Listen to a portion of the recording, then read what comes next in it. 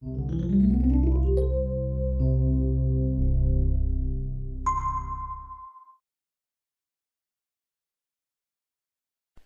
is Dr. Lam welcoming you to our discussion on the Stage 3A adrenal fatigue syndrome, early system dysfunction.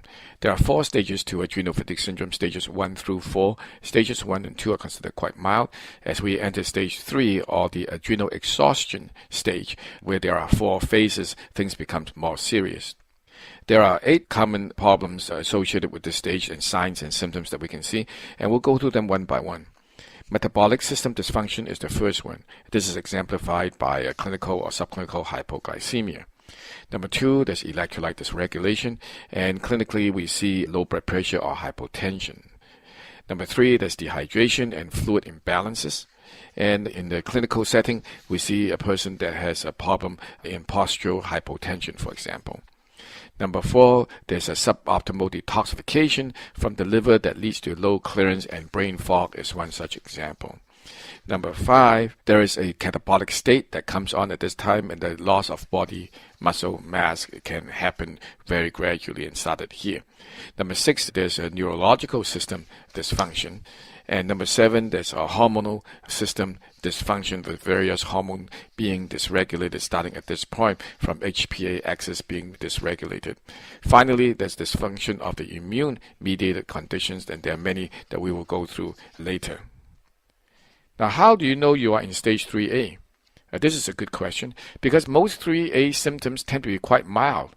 In fact, whether it's occasional brain fog, mild food sensitivities, intermittent hypoglycemia, a little bit of salt craving, a little bit of dizziness on the rising, they are invariably overlooked well past this stage and only become obvious in retrospect. That's why this phase can be so destructive to our overall health. Our central control has already been infiltrated by enemy forces, but the alarm bells, even though has been rung, is usually ignored. Now, stage 3A usually goes on for many years and even decades. Extensive workup are invariably normal, but those who pay attention to their body know something is wrong, but they remain entwined in a cognitive dissonance as they are told that all is well by their doctor, but they know inside that something is wrong. Now, if stage 3A is not reversed, then continued deterioration is the natural progression. Because hormones axes are the main conduits of maintaining internal well-being, these axes starts to lose their integrity as we move forward and as AFS advances through the later phases of adrenal exhaustion. So in summary, you can see that as adrenal fatigue progresses, the early clinical signs of organ system dysfunctions becomes evident, and this happens in stage 3A. This is usually when the patients or the clients go to see their doctors for the first time. Now, symptoms of stage 3A are closely associated with HPA axis dysregulation. Metabolic system dysfunction and imbalances leads to the onset of mild hypoglycemia.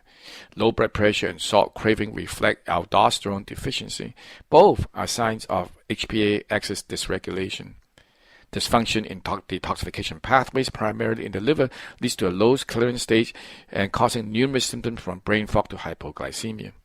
Musculoskeletal system dysfunction leads to onset of joint and muscular pain of unknown origin as the body enters a catabolic state.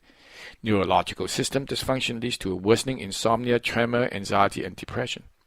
Hormonal system dysfunctions and imbalances lead to an onset of subclinical hypothyroidism, PCOS, PMS, and endometriosis. Immune system dysfunction leads to recurrent infection and yeast overgrowth with exaggerated autoimmune responses. The body is basically losing its ability to perform normally, but the symptoms are so mild they are invariably overlooked. The astute clinicians, however, will be able to spot and detect these various mild signs and symptoms and put the big picture together. If you have a patient that has these type of symptoms in a setting of stress, then adrenal fatigue syndrome must be considered.